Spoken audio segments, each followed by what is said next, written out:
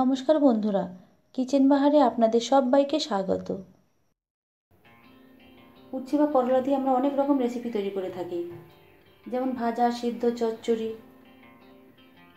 তবে আজ ভাজা চচ্চড়ি কিছুই করব না, আজকে একটু অন্যরকম একটা রেসিপি তৈরি করব।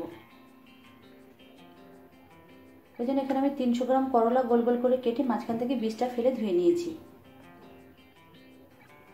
এবারে একটা কড়াই 1/2 লিটার পরিমাণ জল নিয়েছি।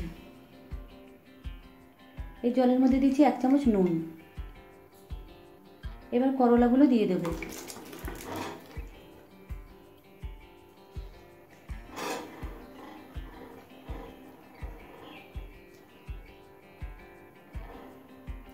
করলাটা দিয়ে নুন আর জলের সাথে একটু মিশিয়ে নিলাম। এবার এই করলাটা 50% সিদ্ধ করে নেব। করলাটা যতক্ষণ সিদ্ধ হচ্ছে ততক্ষণ 100 গ্রাম ভিজিয়ে রাখা মুসুর ডাল একটা মিক্সিং জারে নিয়ে বেটে নেব। মুসুর ডালটা বেটে নেওয়া হয়ে গেছে। এবার বেটে নেওয়া ডালটা একটা বাটিতে নিয়ে নিচ্ছি।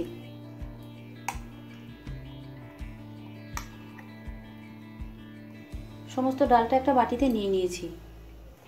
এবার দিচ্ছি মিহি করে কুচিনো একটা মাঝারি সাইজের পেঁয়াজ আর 4-5টা কাঁচা লঙ্কা।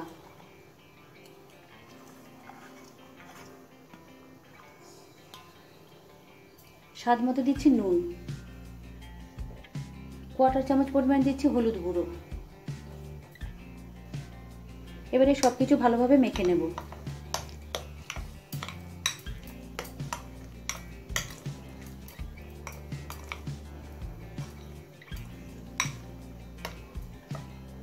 সমস্ত কিছু মিশিয়ে নিয়েছি। আর এদিকে করলাও প্রায় 50% সিদ্ধ হয়ে গেছে। এবার করলাটা জল থেকে ছেঁকে নেব। করলাটা জল থেকে ছেঁকে নেওয়ার পর একটা প্যানে কিছুটা পরিমাণ সাদা তেল দিয়ে দিয়েছি। তেলটা হাই ফ্লেমে গরম করে নিলাম। এবার একে একে করলার টুকরোগুলো দিয়ে দেব।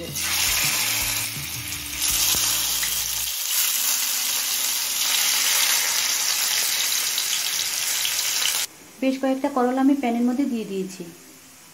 এবার ডালের পেস্টটা দিয়ে দেব।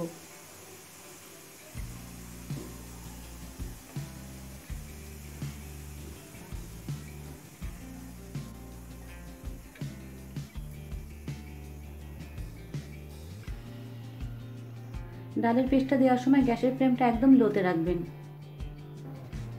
তা না হলে করলার অপর সাইডটা খুব তাড়াতাড়ি পুড়ে যাবে। প্রত্যেকটা করলার মধ্যে ডালের পেস্টটা দিয়ে দিয়েছি। এবার মিডিয়াম ফ্লেমে কিছুক্ষণ ভেজে নেব। এবার অপর সাইডটা উল্টে দেব।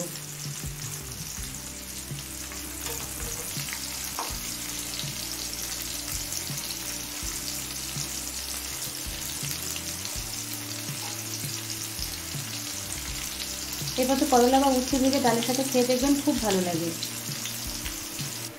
মিডিয়াম ফ্লেমে করলা 2 পিঠ লাল করে ভেজে নিয়েছি। এবার করলাগুলো একটা পাত্রে তুলে নেব।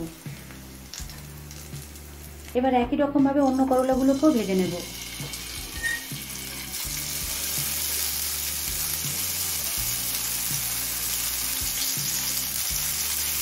সমস্ত করলাগুলো আমার ভাজা হয়ে গেছে। আমার এই পুরভরা করলা ভাজার রেসিপি আপনাদের কাছে কেমন লাগলো কমেন্টস করে জানাবেন। ভালো লাগলে লাইক শেয়ার করবেন। আর আমার চ্যানেলে নতুন বন্ধু হলে আমার চ্যানেলটিকে সাবস্ক্রাইব করবেন। তাহলে আজকের মতো এই পর্যন্ত, আবারও দেখাবে নতুন কোনো রেসিপি নিয়ে। সকলে ভালো থাকবেন, সুস্থ থাকবেন। ধন্যবাদ।